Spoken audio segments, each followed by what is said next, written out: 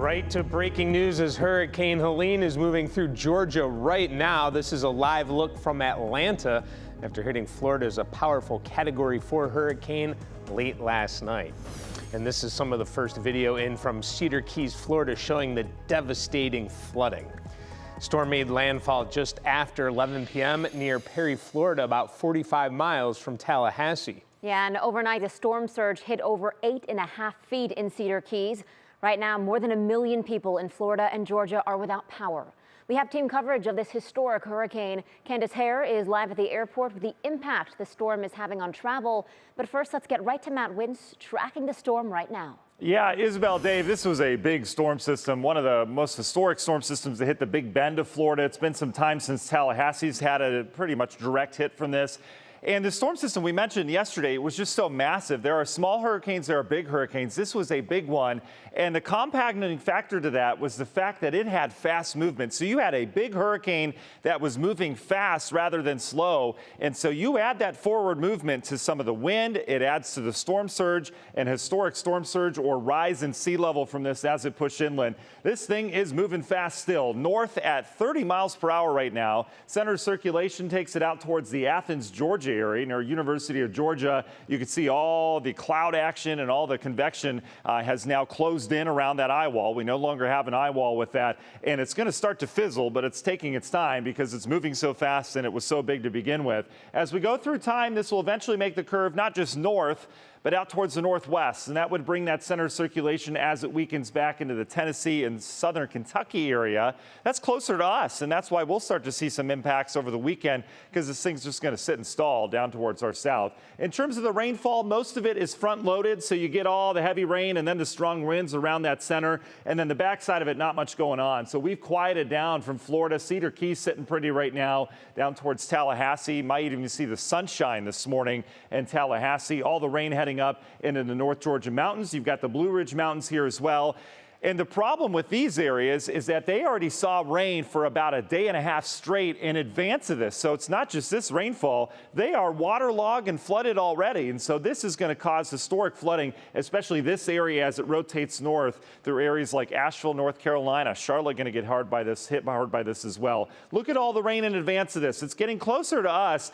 We're going to have to wait for that push that's associated with the center circulation to actually bring rain into the Cleveland area. But the southern counties are seeing some this morning. You can see as we go through time, in Cleveland, we're not expecting rain until later on this afternoon and evening. I know that's not great for plans. We're at 67 in Hopkins right now. Dew point continues to come back up. It went down a little bit last night. That humidity is coming back, and that humidity will be with us for much of the upcoming weekend as those dew points get up into the 60s. Wind will be an issue as well. That wind will be gusty this afternoon. It's going to pile up water in the western basin of Lake Erie, and you look how we may have gusts over 60 downstate. For us, I think gusts over 30 ought to do it, and then they'll back off pretty quickly. So your forecast today, clouds, east wind picking up. Here are your rain chances later today. We'll walk you through the radars hour by hour all weekend long so you know how to make your plans coming up in the forecast. Isabel? All right, thank you, Matt.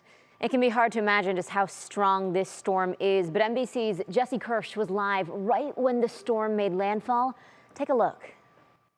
Seconds away, if not experiencing landfall right now. I can tell you that we have had intermittent moments of really powerful gusts, and we're getting some right now again. Whistling inside the hotel as well. Okay, this is some of the strong, and I want to point out, I don't know if you can even see it off in the distance, but there are cars out here. I can tell you first responders have been saying at 45 mile per hour winds, they were not going to be on the roads anymore. So anyone who is out here, presumably not a first responder, and should not be out on the roads. These winds are really picking up right now. We got some debris flying. We're going back inside.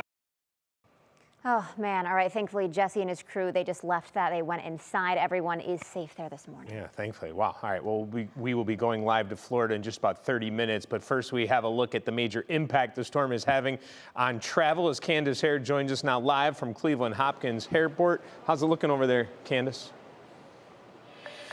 Good morning, Dave, Isabel. So we're keeping an eye on some of those cancellations and those delays. And I have some good news. Not a ton of them going on right now, but I do want to give you a look at what we're seeing. You see a canceled flight here to Tampa, as you would expect there on Florida's Gulf Coast. The other place that we're seeing some cancellations to is to Charlotte. And that's a notable one. Actually looking at Flight Tracker, Flight Aware across the country, the #1 airport that you're seeing cancellations in and out of right now is Charlotte. And we're seeing that here out of Cleveland Hopkins International Airport as well. But if you are impacted by any of these cancellations, any of these delays, we do want you to know your rights when it comes to being a traveler. So we did look in with the Department of Transportation, and these are some tips that they want to offer you in case you're not already aware. So first of all, if an airline cancels your flight regardless of the reason and you choose not to travel with the new plan you're offered, the airline must refund your money.